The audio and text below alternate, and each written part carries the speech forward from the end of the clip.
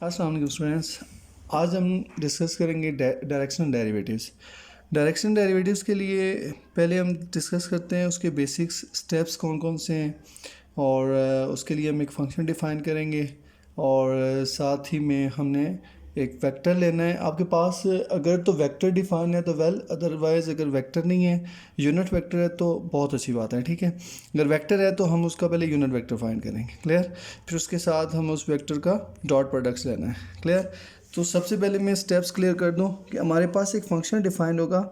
याद रखिएगा, जो आपके पास फ़ंक्शन डिफाइन होगा वो मल्टी वेरिएबल होना चाहिए। एक्स वाई, होप आप जी भी ले सकते हैं। ठीक है, तो सबसे पहले हम फाइंड करेंगे इसके पार्शियल डेरिवेटिव। पार्शियल डेरिवेटिव का मतलब होता है कि हमारे पास कोई फंक्शन है, तो जब आप with respect to x derivative लेंगे तो वहाँ y variable as a constant treat करेंगे। लाइक मैं एक फंक्शन लिखता हूँ f of x y, this is equals to x plus y. अब अगर मैं इसका पार्शियल डेरिवेटिव ले रहा हूँ, इसको हम लिख सकते हैं partial F by partial x. एक मेथड ये है, दूसरा आप इसको एफ ऑफ एक्स भी लिख सकते हैं, सबस्ट्रिक्ट फॉर्म में एक्स लिख दिया। क्लियर? अब ये डेरिवेटिव चेक करें कि हमने इसके ऊपर अप्लाई नहीं करना है, क्योंकि ये कांस्टेंट टर्म हो जाएगी। विद रिस्पेक्ट टू एक्स हम डील करेंगे, इसके ऊपर जब अप्लाई करोगे ये ज़ीरो हो जाएगी। Clear? With respect to x की बात हो रही है, और हमारे पास इसका डेरिवेटिव 2 मिल जाएगा। इसी तरह हम partial f by partial y जब फाइंड करेंगे, this is your f of y, तो ये आपके पास अब आउटपुट जो देगा वो 1 दे देगा। क्लियर? ये हमारे पास जो फंक्शन था ये डिपेंड कर रहा था एक्स और वाई, जिसको हम मल्टी वेरिएबल फंक्शन कहते हैं। क्लियर? तो हमने क्या किया, सबसे पहले हम with respect to x solve कर रहे थे। पार्शली सॉल्व करेंगे। पार्शली का मतलब होता है कि आप जिस फंक्शन जिस वेरिएबल के रिस्पेक्ट उसको डिफ्रेंशिएट करेंगे वही वेरिएबल ट्रीट होगा, बाकी जो भी वेरिएबल्स होंगे वो सारे एज ए कांस्टेंट ट्रीट होंगे। क्लियर? तो ये हमारे पास आ गया पार्शियल डेरिवेटिव। उसके बाद हमने फाइंड करना था ग्रेडियंट, ग्रेड ऑफ एफ, और इसको हम लिखते हैं, ये जो साइन मैंने डिफाइन किया है, दिस इज़ योर नेबला, इसको हम लिखते हैं नेबला। क्लियर? तो आपने क्या करना है, अब नेबला किसके इक्वल होता है, या ग्रेडियंट ऑफ एफ जो है वो किसके इक्वल होता है, this is your f of x and f of y, यानी कि partial derivative with respect to x and partial derivative with respect to y. इसको हम लिख सकते हैं सेकेंड हैंड, आप इसको इनर प्रोडक्ट फॉर्म में भी लिख सकते हैं, f of x and f of y. Clear? तो ये हमारे पास होता है ग्रेडियंट ऑफ एफ। तो हम क्या करेंगे, सबसे पहले पहला स्टेप होगा आपके पास डायरेक्शनल डेरिवेटिव का। चेक कीजिएगा, सबसे पहला स्टेप है हमारे पास, हम फाइंड करते हैं डायरेक्शंस के लिए ग्रेडियंट ऑफ एफ, यानी कि nebula F. Clear? Second step में आपने क्या करना है, आपके पास एक पॉइंट गिवन होगा, उस पॉइंट को आपने ग्रेडियंट के ऊपर अप्लाई कर देना है, ग्रेडियंट ऑफ एफ या nabla of f at that point, like x y. मैंने उस पॉइंट को एक्स वाई कह दिया। क्लियर? जब आपने इस फंक्शन के ऊपर, इस नेबला के ऊपर या ग्रेडियंट के ऊपर वो पॉइंट अप्लाई कर दिया, तो अब हमारे पास ये एक पोर्शन क्लियर हो गया है। अब हम आते हैं सेकेंड वन की तरफ। सेकेंड है, आपके पास कोई वेक्टर गिवन होगा लाइक यू वेक्टर होता है आपके पास, से मैं उसको लिख सकता हूँ 2i + 3j, कुछ भी लिख लें, इस फॉर्म में भी लिख सकते हैं, उसके बाद 2 and 3 की फॉर्म में भी लिख सकते हैं, उसके बाद इसको इनर प्रोडक्ट में भी लिख सकते हैं। क्लियर? अब आपने क्या करना है, ये तो था वेक्टर। वेक्टर के ऊपर आपने इस तरह की एरो भी डाल सकते हैं, आप उसके ऊपर जस्ट हेड भी डाल सकते हैं, अंडरलाइन भी कर सकते हैं, बोल्ड भी कर सकते हैं, ये सारी नोटेशंस आपके पास वेक्टर्स की। ये तो हमारे पास गिवन वेक्टर है। हम क्या करेंगे, हम सबसे पहले यूनिट वेक्टर फाइंड करते हैं। अब याद रखिएगा, यूनिट वेक्टर के लिए ज़रूरी है कि आपके पास उसका जो फार्मूला है वो डिफाइन हो। यूनिट वेक्टर को हम सबसे पहले क्लियर हो कि हम उसको ऐसे हेड एक डिफाइन करते हैं, ये हमारे पास साइन होता है यूनिट वेक्टर का, और ये है किसके equal, you vector divided by its magnitude, उसी वेक्टर का मैग्नीट्यूड। मैं यहाँ अंडरलाइन कर लेता हूँ, बात एक ही अंडरलाइन लिखें या एरो हेड डाल दें। क्लियर? एरो डाल दें तब भी ठीक है, या फिर अंडरलाइन कर दें, वो भी वेक्टर्स की नोटेशन है। अब आप पे डिपेंड करता है कि आपने उसको किस तरह लिखा है। तो ये हमने फाइंड किया है यूनिट वेक्टर, यहाँ तक क्लियर। अब आपने क्या करना है, इस यूनिट वेक्टर का इस जो ग्रेडियंट विद पॉइंट लिया है इसके साथ डॉट प्रोडक्ट लेंगे और वही आपके पास होगा डायरेक्शनल डेरिवेटिव। लाइक हम यू यूज़ कर रहे हैं तो हम इसको सबस्ट्रिक्ट फॉर्म में डी यू लिखेंगे, यू यूनिट वेक्टर है। अगर हमारे पास वी यूनिट वेक्टर है तो हम इसको डी सबस्ट्रिक्ट फॉर्म में वी लिख के एफ लिख देंगे, क्लियर। अगर हम ए यूज़ करते हैं, कुछ लोग इसको ए भी लिखते हैं, तो इसका मतलब है हम इसको लिख सकते हैं डी ए सबस्ट्रिक्ट फॉर्म में और this is your F. D directions के लिए है और ए जो है आपके पास वो वेक्टर को डिफाइन करता है, एफ आपके पास वो फंक्शन है। यहाँ तक क्लियर।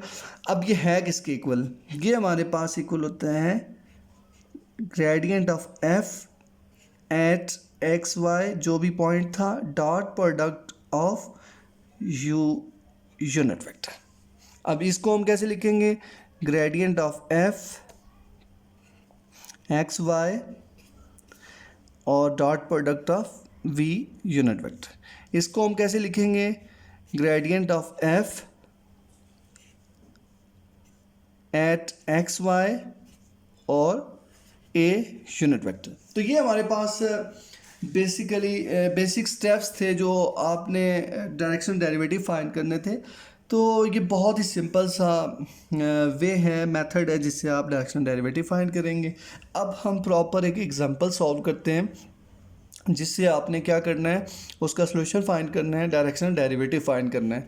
तो हम उसके लिए एक पॉइंट डिफाइन कर लेते हैं, साथ ही में एक फंक्शन ले लेंगे और उसके साथ ही हमारे पास जो है वो सेकंड वन क्या हो जाएगा, वेक्टर एक गिवन होगा, क्लियर। तो मैं सबसे पहले यहाँ पे एक एग्जांपल ले लेता हूँ।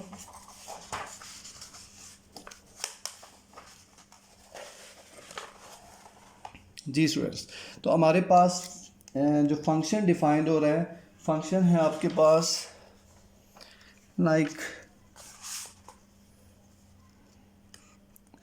F of x y, this is equals to x e की power y plus cos of x y at point, point क्या आपके पास पी पॉइंट है 2 and 0 और साथ ही में जो वेक्टर गिवन है वो मैं यहीं पे लिख लेता हूँ। वी वेक्टर जो गिवन है आपके पास वो है 3 and -4। इनर प्रोडक्ट में भी लिख सकते हैं, पहले बता चुका हूँ, या फिर उसको 3i - 4j भी लिख सकते हैं, क्लियर। तो ये हमारे पास एक एग्जांपल है सिंपल सी। अब आपने क्या करना है, सबसे पहले चेक करें तो हमारे पास सबसे पहले हम क्या करेंगे, इस गिवन फंक्शन को like this is your equation number 1, हम इसका डेरिवेटिव फाइंड करते हैं पार्शियली।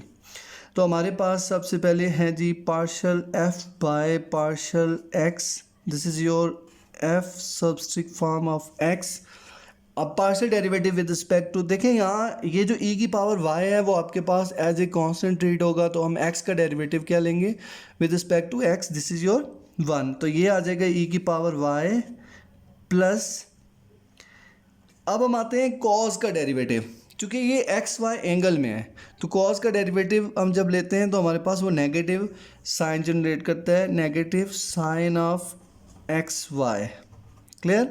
अब हम एंगल का डेरिवेटिव ले रहे हैं, अब एंगल का भी हमने पार्शियल डेरिवेटिव लेना है। सो एक्स वाई का मतलब हो गया y यहाँ पे कांस्टेंट हो जाएगा और x का derivative 1, this is your y।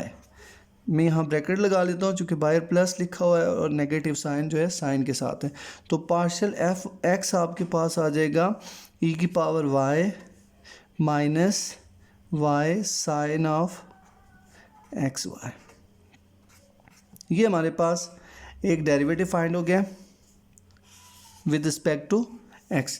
अब सेकेंड वन हम फाइंड करते हैं विद रिस्पेक्ट टू y, तो वो आपके पास आ जाएगा partial f by partial y, this is your f of y।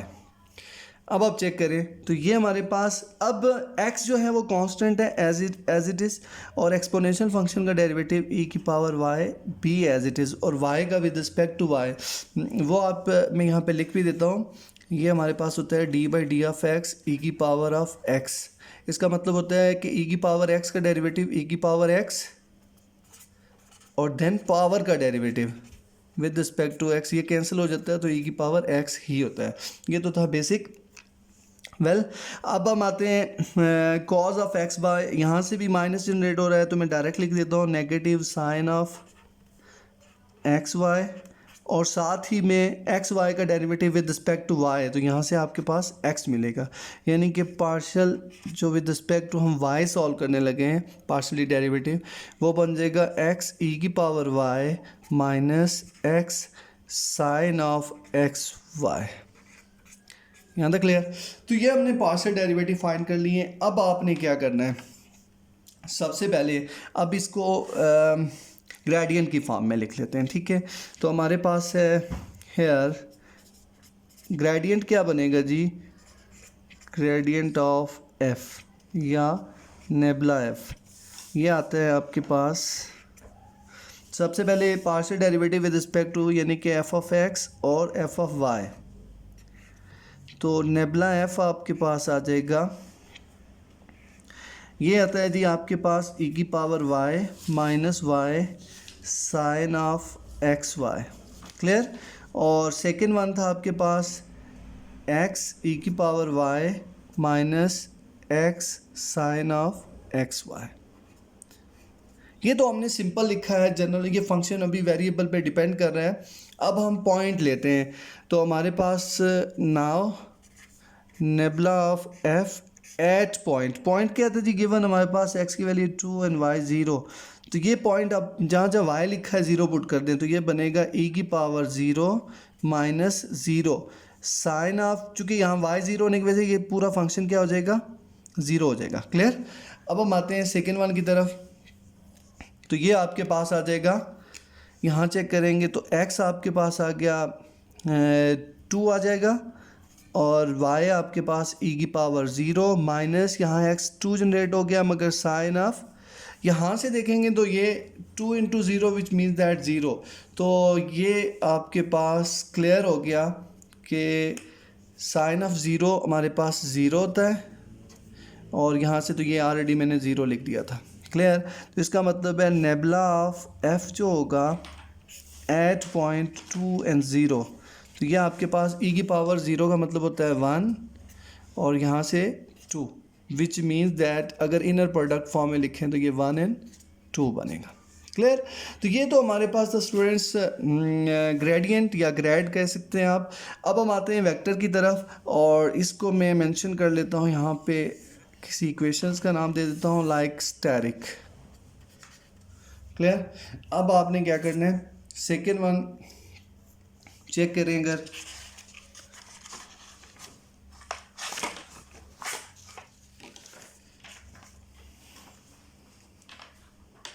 Second one check करें तो वेक्टर था हमारे पास, वेक्टर हमने लिखा था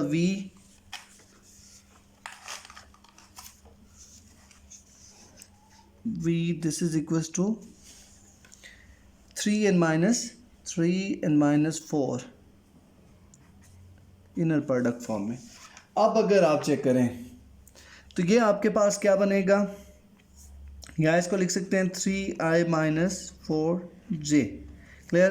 तो सिंस ऑलरेडी डिस्कस कर चुके हैं, v यूनिट वेक्टर किसके इक्वल होता है, v vector divided by v vector का मैग्नीट्यूड। इसका मतलब वो क्या है कि v मैग्नीट्यूड हमारे पास क्या होगा जी, 3 square plus into minus 4 square, which means that 9 plus 16 और this is your square root of 25, तो v यूनिट वेक्टर आपके पास आ गया 5।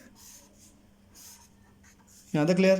तो ये हमने यूनिट वेक्टर के लिए मैग्नीट्यूड फाइंड किया है, तो सो यूनिट वेक्टर क्या बनेगा, सो आपके पास v हेड आ जाएगा 3i minus 4j divides bye 5, which means that 3/5 of i minus 4/5 of j, this is your, या इसको आप लिख सकते हैं 3/5 and minus 4/5 inner product. Clear? तो ये हमारे पास यूनिट वेक्टर आ गया। अब आते हैं हम डायरेक्शनल डेरिवेटिव की तरफ। Now for directional